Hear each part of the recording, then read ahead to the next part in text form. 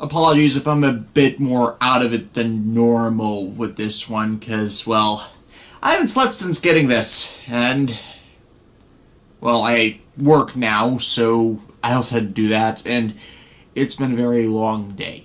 So, I'm doing this later than normal because Toqger subs got delayed on this one more than I expected. It was an okay episode to start us off with Toqger 36. Like I've said before, the main issue with the show is reveling in stupidity, and since it's a Hikari-focused one with very little right content, it was not one of those instances for once, because Hikari remembers some key details about a former teacher of theirs that was a teaching assistant for a short time that went to go to study at a university at the town they stop at, and if she possibly remembers their hometown, then she can possibly lead them to it. This is very sound in that it'll give them an area to search with the drill Resha. Now, another piece of this is that they're not forgetting about Schwartz and Akira's deal that got them back the drill Resha. They bookend both sides of the episode with Akira's going off on his own, constantly riding around in the drill Resha, which, as is building a bit of foreshadowing to what that quote-unquote deal with the devil was. Anyways, the main plot is the Toqger dealing with a monster that gives people zeros, test scores, to bring despair. And knowing what I do about the obsession about test scores in just general extra school, and especially with the people in Japan have died from excessive studying. Like, you know, they're studying so they can get into these really good schools where they study, and it becomes their everything. And they not only burn out, they just completely forget to take care of themselves to achieve those test scores. So, I think there's this societal... I'm forgetting the phrase,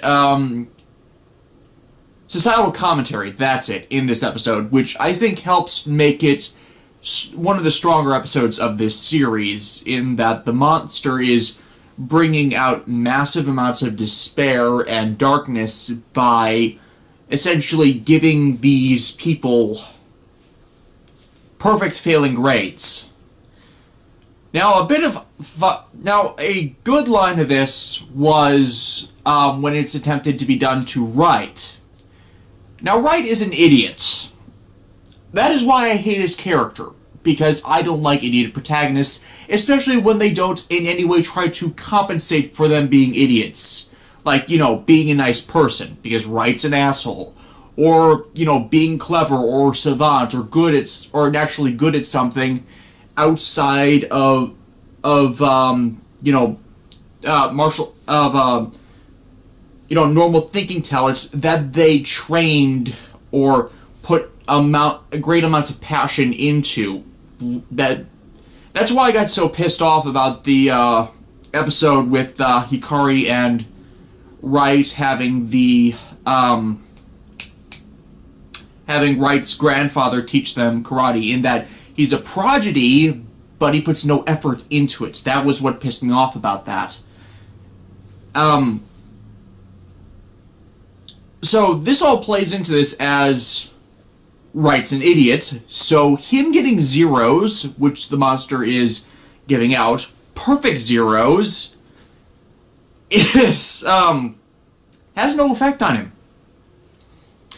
Then the monster gives him a negative score, and he goes, "Not even I've ever done that bad." And this actually got me laughing. This is how you use such a character. Not in the assholey, stupid ways they've been doing for most of the season. So, good one, Yasuko Kobayashi. You finally gave me a moment where this character does not completely piss me off. Good on ya. It took you 36 episodes. Granted, by backtracking these vlogs, you can probably find some other moments where I seem like I'm being lenient to the guy, but trust me, in practically every situation, even when he's trying to be a better character than he's shown to be most of the time, there is some element that pisses me off about him. So this is like the one exception. Anyways, Hikari goes to find this student teacher that they had, and she's pretty much become a listless person because, well, she never had the revelation about why it's her dream to become a teacher, why she wanted to reach out and achieve this for herself. And because she's lacking that, she's just become a listless person again. I think I'm phrasing this badly because I'm looping myself. The Shadow Town effect wipes from when they become completely consumed and swallowed by the darkness. It removes their existence and memory from anyone that was outside of it. So it's not only that the Toqger can't find it on a map because it's been space's warp and time is raveled. It's a retroactive effect. So since she had the woman's name is Sakura, by the way. Since Sakura never had the revelations about herself that would give passion to her career choice, she's just a flighty young adult. I want to say bratty teenage girl, but I doubt someone in college that long would have been, to actually get a student teacher position would actually still be in their teens. Someone's probably going to correct me on that. I don't know enough about that, and I don't care enough to research it to get the specific details. But point is, she's acting mature and listless with her career choices. Immature and listless. I want to make sure I said that. Which is in big contrast until Hikari remembers a conversation he had with her when she was still a student teacher for them, that while she was being professional, she didn't really mean it until teaching their class, and her dream was to encourage the dreams of those she would teach. And it was a big, I wouldn't say defining moment, but it's a, when you're a little kid, that level of encouragement seems fantastic. It's the kind of thing that we, as adults, hold on to for longer than you'd expect. For example, when I was a kid, I wanted to be an astronaut. That did not happen. But yeah, we set ourselves goals. That's what could have been the imagination theme. Striving for this dream that we want to see made manifest, and for some reason, like it's a consistent criticism, the show with the theme that is the show with trains that are powered by imagination has no imagination in its arsenal.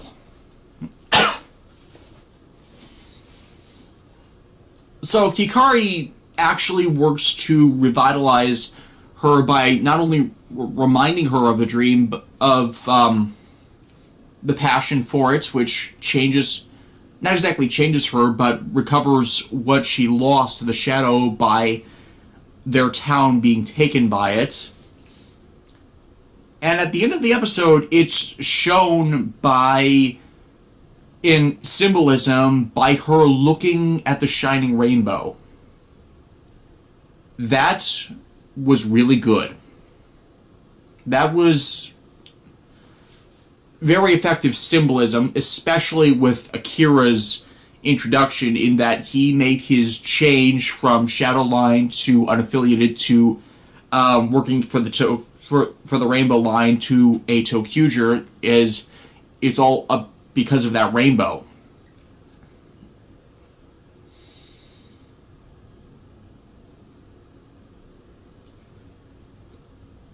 So yes, this is one of the scant few episodes in Toqger I not only hate, I actually thought was pretty competently presented. And this is why I inevitably get so pissed off at the series, in that you stop with the right bullshit, and you can, and you know, the stupid kids in adult bodies plots. You know, I've complained before about kid plots being the worst things in the series, and yeah, it's a program whose intended audience is children.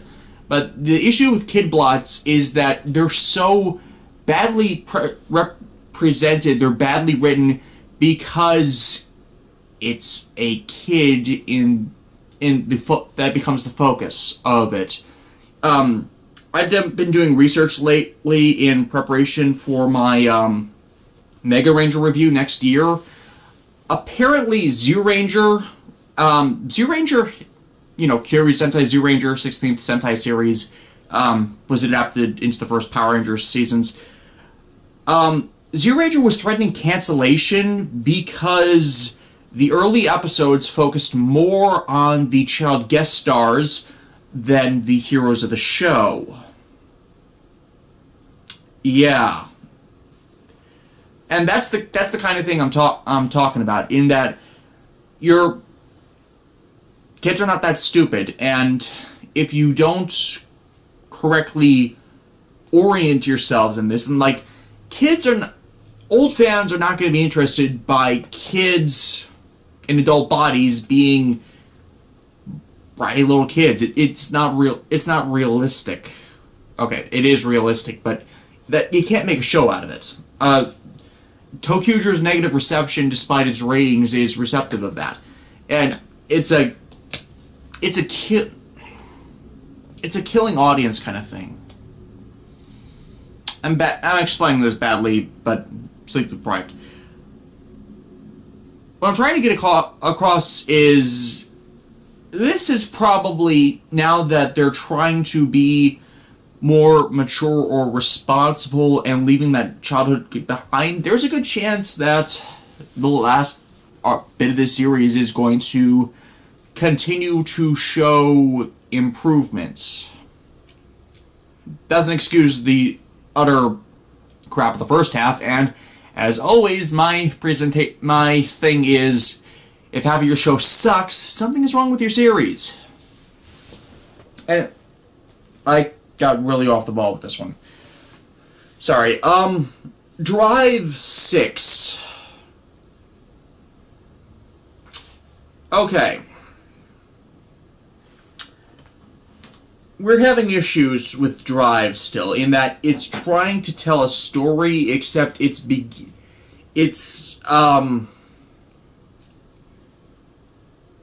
emphasizing the wrong parts, and in that the detective part of the show is not being appropriately integrated with the whole monster conflicts thing, and it's causing a clash. As I've still not got the right names in my head, let me just pull up the wiki page for the show, because I got Shinnosuke and Kiriko down. I need Rina. It turns out that Rina betrayed the Special Investigations Unit to a public security officer who was interested in this case that had been tipping off the investigations to Roy Mute attacks previously. For the previous episode, to shut them down, except... Okay, Rena's been acting weird for a while, and pretty much we get why that is in the ending of the episode, and it's both a good thing and a bad thing. Rena is a scientist, so it's expanded on that she actually knows about the belts, Trideron, and Kamen Rider Drive. She's the mechanic that repairs and makes the equipment. She's the one that created the Drive Saber, and, yeah, I'm just gonna leave it as the Drive Saber. And repaired, Dimension Cab. In one of the previous when it came back in one of the previous episodes. Except she's acting odd throughout the episode, and it's not given, I would say, adequate focus on the betrayal because we have had very little time with her. The reason for the betrayal is she was playing the long con in that this official is actually in bed with the head of the company that was smuggling the explosives. Now, the problem here is we never learn why they were smuggling explosives or what it's for, so we don't get the motivations of the bad guy. The bad guy in this case. And, well, we got that with Double. We got that with Agito. We got that with Kuga. And that's the problem with the detective show versus the monster show. If the detective is not investigating the monster attacks, and if... Well, technically, they are investigating the monster attacks. I'm saying... if the parts that are not related to the monster attacks are made a big focus and relevant, are not fleshed out and given the proper attention, that's a big gaping plot hole, because that's the one question that I keep coming back to. Why was he smuggling explosives? I mean, in the last vlog I did, I theorized that maybe it was nitroglycerin, and they didn't want people to know they were shipping nitroglycerin, because nitroglycerin is an explosive, a liquid explosive that's very strong, but it also has medical uses, and thus its transport and distribution would need to be a highly classified secret. No. There is no reason given. Granted, this is a 24-minute to an episode series, so you can't always get everything in, but even a line or two of dialogue would have helped things. Anyways, back on track. The last episode actually left off on Shinosuke being poisoned by the Roid Mute brain, and that's dealt with by revealing another shift car, the Mad Doctor. It's an ambulance, and its finishing move completely recovers Drive from any set of injuries, but it comes with the drawback of being really fucking painful. Yeah, I don't see Mad Doctor making many appearances. Maybe its injury is mediated with a stronger shift car than Type Speed, like with Type Wild, which gets its premiere here, but it plays in because Shinosuke is left passed out after getting healed by the man he's been saving as Drive, in suit. He's saved and taken to a hospital, and that leads to Shinosuke having a big contrast to what Chase was arguing with him last episode, and it pretty much comes to the realization that, yeah, there are terrible people in the world. That's why detectives are there. It's to protect the people that he serves. And it seems like a simplistic thing, but Japan does not like their police. Japan does not like their military. And those are, those are the big protection roles for them. And especially for the Kamen Rider, that it's not about justice, it's about saving and protecting people. And yet the Showa era was big on emphasizing the hero of justice aspect, except justice is for the people, and if you're stopping these entities, it's not so much justice, it's again protection. And fuck Kamen Rider Tyson, obligatory. So it gives him the resolve to get past Riku Sanjo's obligatory can't use this form until some test of character gets past lockout, and we get Type Wild eventually, as, with the investigations shut down by the corrupt official, they need to convince Rina, and of course Rina gives it up when they come to arrest the official, because Rina had actually not betrayed them. She had been insisting they investigate this guy, so they had hard evidence to get him out of their way to get the other guy. Yeah. Type Wild. I think we have a new contender for worst designed rider form. Now, there are not many I call out as looking just plain terrible. Most of them I do are Shoujo Yono exclusive forms, like Tamashi Combo and Gain Ichigo Rider Arms. Those look terrible. I'm trying to think of one more that's notoriously bad. Meteor Neck Dashiko Fusion Stage was not very good. I wasn't a big fan of Special Rush, but then we got Dragon Styles, and it's mediated. Actually, all of the Rider Armor, Armored Rider forms are pretty... I think I'm blanking on the one I liked, but I think it's one of the ones that are only Gamba Ride exclusives in how the armor's shaped. I think it was like Zangetsu Shin Agito arms. I think that was it.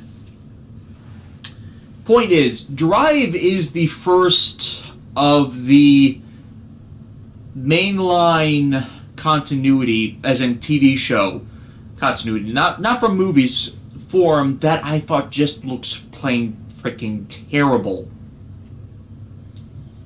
I mean, I wasn't a big fan of Kiwami arms, but it wasn't bad. I understood the design elements that led them to that. I didn't mind the Dragon Styles. They're a bit lackluster for Wizard.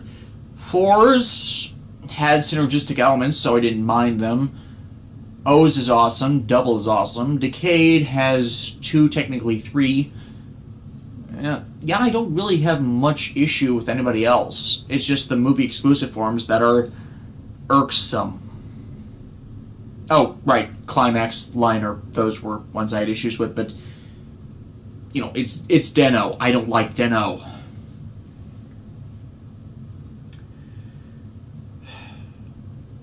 Shift Wild. It's a power type. It's the strongman. It's lacking in speed. It's a hell of a lot slower than Shift form, even with the other tires, but it can equip the heavier Shift cars like Dump, which gave him the drill attachment that he couldn't control because of its force, which he has no problems with this time. And we get Giga Drill Breaker. Yeah, obligatory. To beat up Chase. And then he goes to deal with the Roid Mute of the week, and then we get something a bit annoying. Earlier in the episode, Crash and his Roid Mute disciples went and stole virus cores from Heart and Brain. Now, the virus cores are the bodies. They're the Cobra, Bat, and Spider-themed shift cars that give the Roid Mutes their physical forms, instead of, just floating numbers. Destroying them leaves them as just AI numbers that are then weak to other forms of damage. And it's the duty of the Evol. And when that happens, it's pretty much what Chase is there to do. It's to destroy the viral core that gives them their bodies to reset them. But apparently, when one of the Roid Mutes adds more virus cores. I'm saying virus cores because .hack. I think the actual term is viral core. Anyways, when it adds more to their bodies, it becomes a CGI monster. Big monster. Why does this annoy me? They have been doing this for quite some time, in that the monsters they fight also have a bigger CGI monster form that you need additional equipment to deal with. I think this dates back to Hibiki, really, and it's not Hibiki's fault. Its original intention was to have the writers of that series constantly fighting monsters of giant scale that were all CGI. That's where the seed was first planted. And then the late series rewrites happened. And point is, it was used effectively in Hibiki. And then Deno got a hold of it. In that there were multiple types of CGI monsters that could spawn in the Sands of Time because of activities the evil Imagine of the series did. And they would call in the Denlighter trains to destroy them for CGI effects nonsense. I'm not seeing enough of Kiva to know if they did that, but I am aware of Kiva Emperor Dragon Fangire thing. I forget its name off the top of my head. Decade was only used it to repeat. Well, first, the opening episode with mass dimensional evasions, and then later, the Decade series' crowning moment of awesome with Band Hibiki defeating one of their monsters. Oh, and then the D-End arc, and then... No, I think that was it after that. Point is, D-End used it effectively, and then we get kind of silly in that several of the Dolpants could go crazy in their Dolpant form because of the unpurified Gaia memories. They were only used sporadically, that's a good thing, but it began to set the trend there of giant monster forms having to be battled by common riders, and yet that's not... Oh, right, it actually goes back to Ryuki because of the mirror monsters, but mirror monsters were... That kind of screws up that. Point is, it's been an escalating trend that it shows up to just advertise something. It's like the worst type of toy marketing in that you only do the CGI stuff to sell something.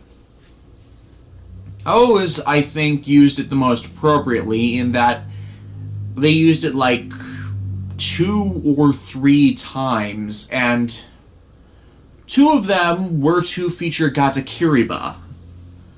The third was the series finale, where that's where something on such a grand scale is where it's supposed to be used. But pretty much it shows that when the viral cores go nuts like that, we're going to be seeing at least 3 types of giant CGI Roid Mudes, because this one was the Cobra. That means we'll be getting the Bat and the Spider pretty soon. This is all, of course, to feature a toy line. It's the Tridoron's ability to reconfigure its components into different forms. Type Speed is the default Tridoron, whereas Type Wild allows it to change into a dune buggy for off-roading. Now, I don't mind the concept of giving Tridoron system body alterations, because the entire Tridoron thing is a Knight Rider homage to the Knight Industries 2000. And in the last season of Knight Rider, Kit got an upgrade to the Super Pursuit mode. And the 2008 Knight Rider series, that no one but me seemed to watch, had the Knight Industries 3000 capable of minor body reconfigurations through some means that I'm forgetting at the moment. So I'm not having an issue with that. I just think it looks stupid. The car pretty much just flips over, and the wheels on the back end, they become the front wheels on the new front end, and the entire tire section of what was the front rotates 90 degrees with respect to the center of the car. And yeah, it looks stupid, even with the tire equips. So I'm not really liking Type Wild at all. And of course, there's a bit more going on the sidelines concerning the whole Kamen Rider thing. Now, I've got a theory about this in why the Roid Mudes fear the intervention of the Kamen Riders and why they went underground after the initial assault. My theory is the Converged Rider World theory. Now, I have two of these, the Split Rider World theory and the Convergent Rider World theory, and one becomes the other after the events of Decade. Before Decade, certain series were Divergent standalone. After Decade, it's all one continuity. And of course, most of the crossover movies obey this. It's all one world now. So, what if during the global freeze, it wasn't just Proto-Drive attacking them? What if the other riders capable of deflecting the effects of the heaviness were also active? What if Kabuto and the other Kabutech riders were fighting them off using Clock Up? What if Fies was using Axel form to do it? What if Axel Trial and Super Tatoba were around defeating their members, even if they didn't have the ability to destroy their true bodies? Because that would still be a blow to their numbers and something to worry about, and especially with Proto-Drive in the mix, because we still don't know much about Proto-Drive at this point, but we will be with Episode 0, which is getting released in 3 weeks when the movie comes out. So that's my theory on where they got the title of Kamen Rider from the actual other Kamen Riders, and why they would fear them. Because Chase has this liner in the episode about Shinosuke in that he's already become a true Kamen Rider from his actions. And that is all both a good thing and a bad thing in that Shinosuke is not there yet. And, Chase kind of agrees with him in that he's still green. He doesn't get it yet. Whereas, with the belt, Krim, he's constantly keeping secrets. Every time Shinosuke confronts him on this, Krim diverts or deflects his attention. So it's becoming a strained relationship. Now, I can kind of see it from Krim's side in that, how do you tell someone you used to be a guy and now you're a bodily accessory? By bodily, I mean, I mean the belt. I mean the belt. I don't mean... Belts are accessories. They're clothing accessories. Point moving on. I'm seeing it as something he doesn't want to discuss, but needs to get past because Shinosuke is getting sick of all the secrets. So, if this is going to be a good writer series, they need to address this sooner than later. And I'm hoping they do it before episode 10, because maybe it'll be with type technique or something, but it needs to... Soon would be good.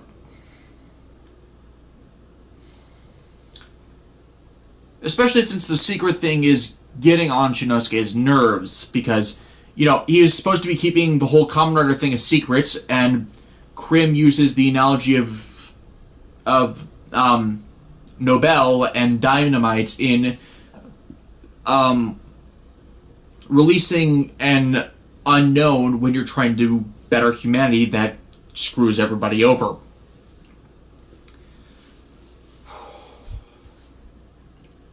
And yet, everybody seems to know in that, because Rina knew, she's the mechanic.